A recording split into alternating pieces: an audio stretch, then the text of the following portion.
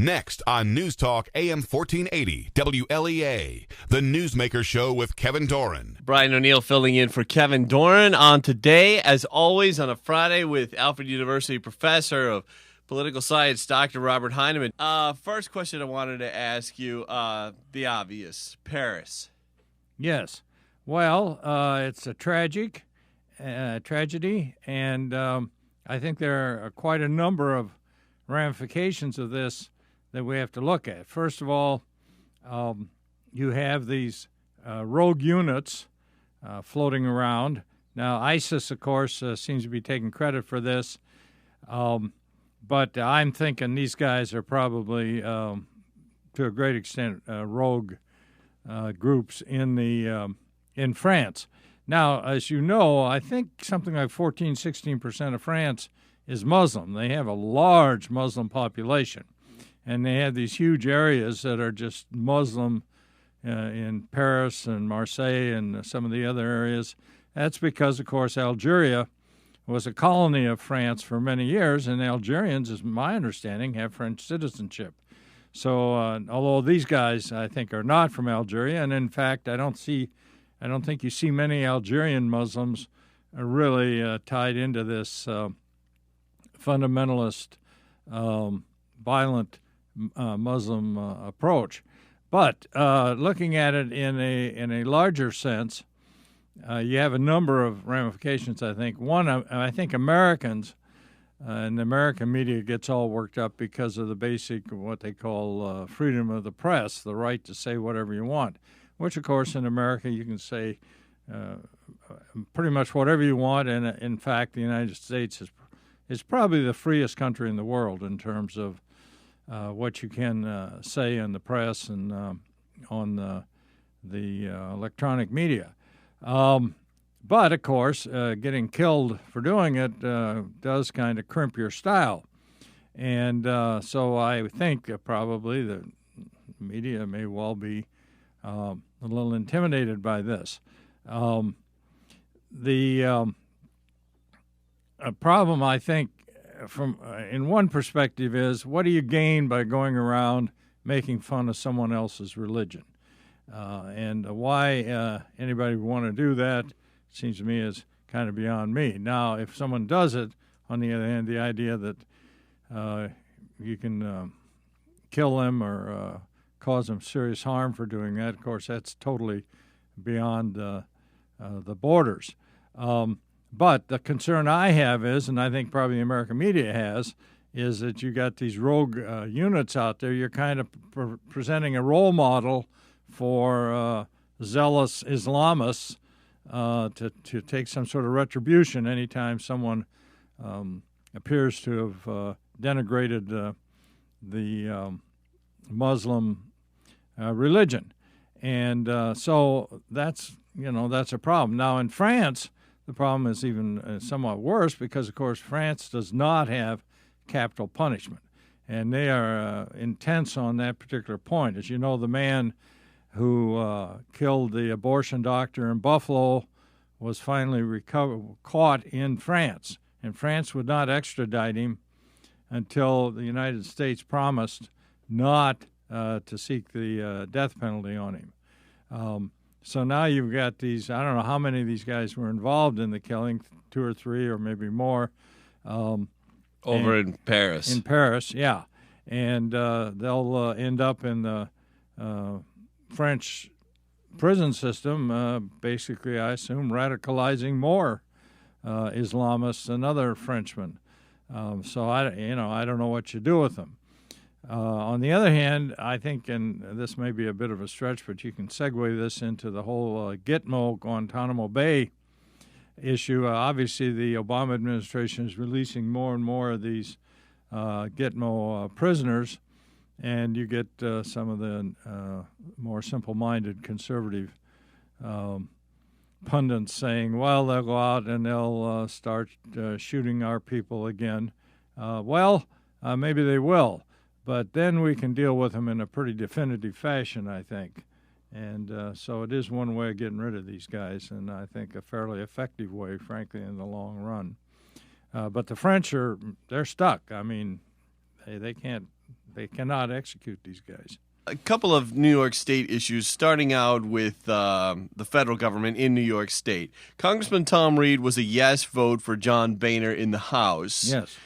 This was not a popular move with the Tea Party crowd Boehner was the one who made it, and Boehner was reelected. Do you think that the Tea Party, because of the alleged retribution that Politico.com is reporting on, that John Boehner taking out a little political revenge on the people who challenged him? Yeah, well, why are you going to appoint people who don't support you to powerful positions? I see where he's coming from, but do you think that John Boehner will motivate the Tea Party to organize a structural Tea Party nationwide to run against the Republicans? I think much ado is being made of this.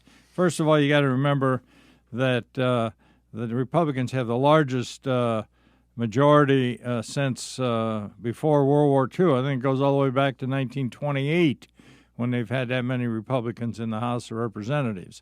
And to have 24 or whatever oppose his chairmanship, to put it mildly, is a pretty small. Now you see all these charts and graphs showing that, gee whiz, this is the largest number since, the Civil War. I don't know. But the point is, parties are different today, and what they were back during much of the 20th century. Not nearly as large for the Republicans, and not nearly as diverse. But to answer your point, and to come back on another point, I think in terms of the real conservatives there, it really kind of depends on what Boehner does and what the majority does among the Republicans in the House. If they maintain a fairly right to center position, I think the Tea Party people will be pretty much undercut. And it's my understanding, in terms of the vote against Boehner, there was not just one opponent. It seems to me there were one or two candidates opposing him. So I don't know. In their home districts, I suppose they're gaining some additional press time and such. But frankly, I think it's much ado about nothing in that sense. Now, that's not to say that there's not a current out there of general dissatisfaction with the way things are going. And the Tea Party is one example of that. But you've got some on the Democrat side as well that are just not satisfied. So in a country this large and diverse, you're bound to have differences, and we'll see how the Republicans play this out. And, of course, the whole country is watching how the Republicans play this out. You think anybody on the right will put up an opponent against Reed because he supported Boehner, or is it too far away from the election? Oh, it's way too far away from the election. I think Reed is working very hard around the district, and I think he's come up with quite a number of positive programs. So that, you may find some rumblings here and there. I'm not sure. There's always somebody out there. A lot of them, unfortunately, basically head cases, who want some publicity and are intense about this or that. And politics is not that way. It's just not that way. I mean, you just don't get everything you want. That's the way it is. With the Tom Reed issue, he seems to vote the Tea Party way on most issues. He seems to be a conservative Republican on many issues that he votes on, with the exception of the Boehner vote, and Boehner's an establishment Republican. Reed posted a statement the night of the vote on Facebook, and he said, look, I tried to get another candidate in there a year ago, Marlon Stutzman, who's less of an establishment Republican than John Boehner. It didn't work out, and Reed went on to say that the candidates who were recently going up for the John Boehner House Speaker position, they said they didn't have agenda or vision that he agreed with, so he stuck with Boehner. They're off the wall. I mean, I'm not certain any of them been there much more than one or two terms. Yoho and some of the others. Who's the guy from North Carolina? Trey Gowdy. There were different names out there. Another New York State issue I'd like to cover quickly. Governor Andrew Cuomo, for obvious reasons, has postponed his State of the State speech. He was going to originally give that Wednesday, and then He had the funeral of his father and whatnot.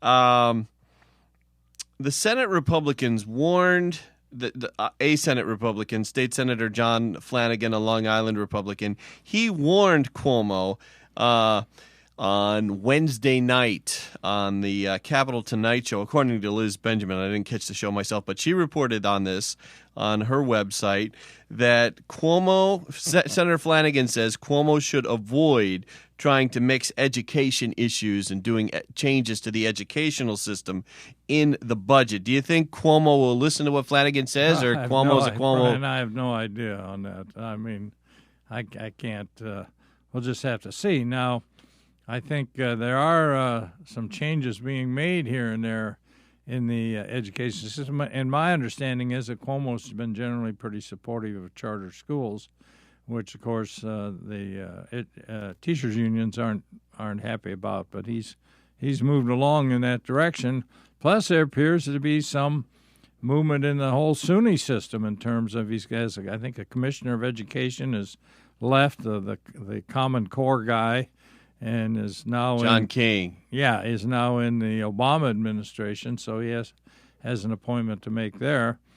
So there's a lot of movement around there, and I assume Mr. Cuomo's keeping track of it because he does seem to have some pretty serious interest in education, and in many ways that's good.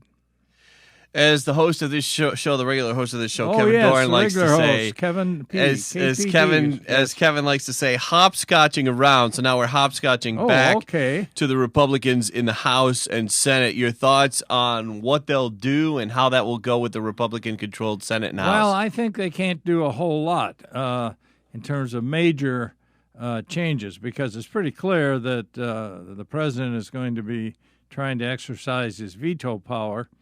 And, of course, as we know, the pipeline across Central America there from Canada to the Gulf Coast is a big issue. And Obama apparently has come out now, his people have said that he will veto it. And once he says he'll veto it, that's pretty much it. He pretty much has to veto it, it seems to me. Now, whether they say he has to, why would that be? Once he makes that threat, he has to back it up. Oh, I see what you're saying. He doesn't have to veto it, but once he says he will. That's right. Where do you stand on the pipeline? Oh, I support it 100%, yes. I think, again, it is amazing the power that this group of environmentalists has throughout the country. In this state, of course, we've seen them destroy the southern tier, basically, by successfully fighting any attempt to develop fracking here in this area. And now you see their ability, and I don't know why Obama, it's a big deal with him. I mean, the thing in many ways is about as benign as any kind of industrial or energy development that you want to come up with. It's not that we're drilling wells in this country or that we're polluting the atmosphere in this country. We're simply moving the oil across the country to the Gulf Coast. Now, I assume the refineries and such there will make money off of it and will hire more people and expand their facilities. But the idea that somehow it's despoiling the environment, I mean, it's absurd. And on fracking, if I could jump in quickly on that. Yeah, well, sure, okay.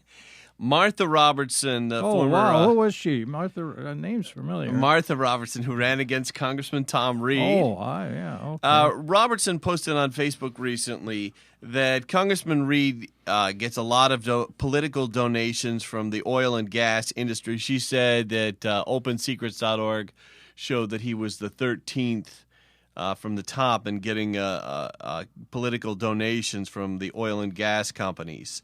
Now, those on the left... it's pretty well known they hate fracking. They think it pollutes the water supply. And they seem to believe that if you're for fracking, you're kind of corrupt because you're going to pollute the water supply. And if you're taking money from oil and gas, then you got a conflict of interest if you're for fracking. Mm-hmm. Those on the right, I'm guessing, would say oil and gas give a lot of money to a lot of people, and fracking is not a bad thing anyway. What would you say to what Robertson said there? Well, I don't know what I'd say to what Robertson said, I've heard that she thinks she's going to run again, which should be Really? Yes, and I'll be one of the first to contribute to her campaign. The more we get her out there, the better, I think. But I think your problem with people like Robertson and a lot of these environments, not all of them, because they frankly have done some very good things around the country, and they continue to keep industries' feet to the fire on these things.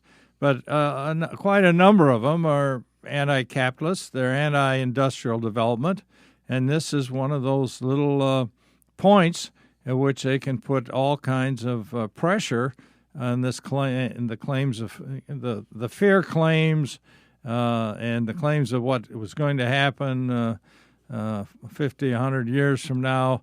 I mean, it's unfortunate that groups like this have that kind of power, and I think money is also key. So when Ms. Robertson is talking about our congressmen and other elected representatives getting money from oil and gas industry, I think you'll find that she and a lot of the people on the left are getting money from other groups that, frankly, are basically anti-democratic capitalism. And I think at some point, I think the American people have to make a judgment. And I think generally they do make pretty solid judgments in this area.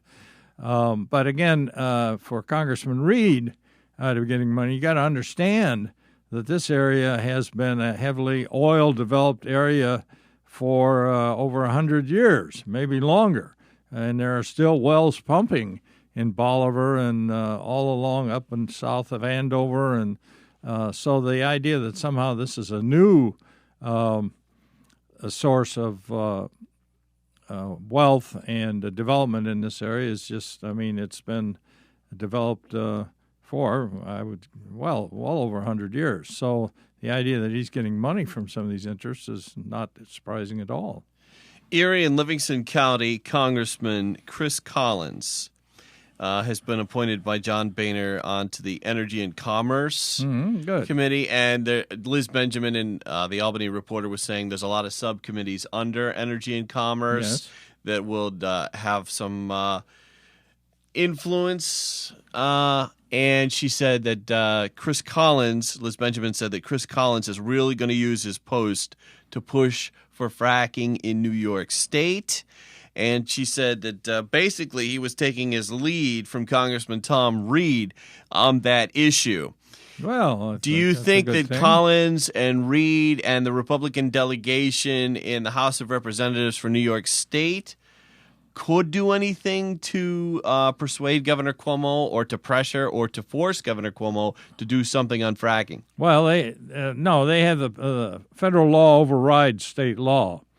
So it's possible that you could find a aspect of the federal Constitution which would allow some action there. On the other hand, just staying away from that directly, there are situations where you can obviously horse trade on the issue. And I get the impression Cuomo is getting a lot of very, very negative feedback from his decision not to allow fracking at this point. And so he might be amenable to a trade-off of some sort. And obviously the members of the Republican members of the House have quite a bit of clout right now. So you could end up with some sort of bargain of some sort, yeah. A final question for you, Dr. Robert Heineman, Alfred University professor of political science, who's good enough to come in every week and do a show here on AM 1480 WLEA Hornell. Well, it's something to look forward, Brian. Well, we have this is a two-part question. Part one is Jeb Bush. Part two is Scott Walker. Starting with Jeb Bush. Yes, well, Bush clearly is becoming more and more active as a candidate.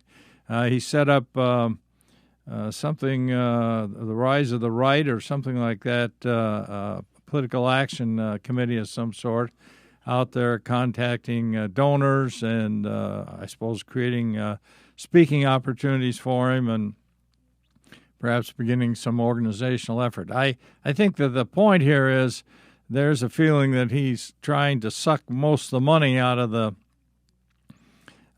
campaign before it really gets started. And there is something called the money primary, so that you got the primaries, but if you've pretty much tied up all the money before the primaries, it's kind of tough. So that years ago when Bob Dole was just starting to run, and he was chairman of the Senate Finance Committee and a number of others, I recall, I'm trying to think who was going to run against him, maybe Senator Graham from Texas, I'm not quite certain. And his approval ratings were pretty good. But Dole, basically, as chairman of the Senate Finance Committee, just shut off all the money that was going to be going to him, and that was it. He just drifted off. And Bush, of course, doesn't have that kind of clout at this point, but he certainly has the ability to go around and begin to get commitments from a lot of the big money people, and that kind of leaves everybody else out. And Scott Walker, too. Well, Scott Walker, no, that's a different story. I think Walker is definitely moving to become active as a candidate. And there are a couple of factors that come into play. One, if you're going to be a Republican like Jeb Bush, you have to carry somewhat and heavily in a number of Midwestern states. Ohio, Indiana, Wisconsin, Michigan, I think those are all primary targets for any Republican candidate. So this leaves Walker there with a real possibility to get on the ticket one way or another. But also, I think with Walker, he is sort of the Chris Christie of the Midwest. Walker has gone head-to-head with the unions again and again and again in Wisconsin and has won again and again and again. And in a much more pleasant fashion, frankly, than Chris Christie. Second, these battles he's had with the unions have raised a huge amount of money from conservative groups, so that he's tied into a lot of conservative money already, and that'll give him some momentum, I think, in this effort on his part. Informative, entertaining. And Dr. Robert Heineman, want to thank you for stopping by and infotaining us. Well, I'm pleased to do that, and I don't know if that covers my PhD or not, but I'll check the record. Thank you so much. Yeah.